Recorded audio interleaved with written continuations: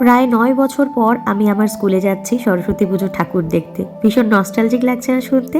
একদমই তাই। এটা হলো কালিয়াগঞ্জ মিলনময়ী বালিকা উচ্চ বিদ্যালয়। ক্লাস 5 থেকে ক্লাস 10 টোটাল 6 বছর আমি কাটিয়েছি এই স্কুলে। আর 9 বছর পর সেই স্কুলের সরস্বতী পুজোয় যাচ্ছি। স্কুলে ঢুকতে না ঢুকতেই অনেক ছোটবেলার কথা মনে পড়ে গেল। এই স্কুলের প্রত্যেকটা দেওয়ালে যেন আমি আমার ছোটবেলাকে দেখতে পাচ্ছিলাম। ঠাকুর প্রণাম করে তারপরে কিন্তু স্কুলের বর্তমান ছাত্রীদের ডান্স পারফরমেন্স দেখে সেখান থেকে বেরিয়ে এলাম। এরপর গেছিলাম আমাদের বাড়ির কাছের একটা নার্সারি স্কুলে।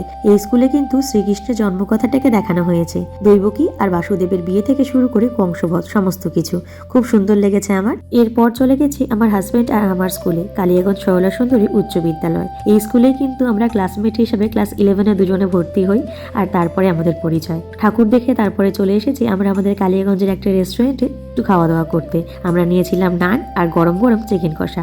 মিনি ব্লগটা এখানেই শেষ করছি। ভালো লাগলে লাইক আর সাবস্ক্রাইব করো। বাই।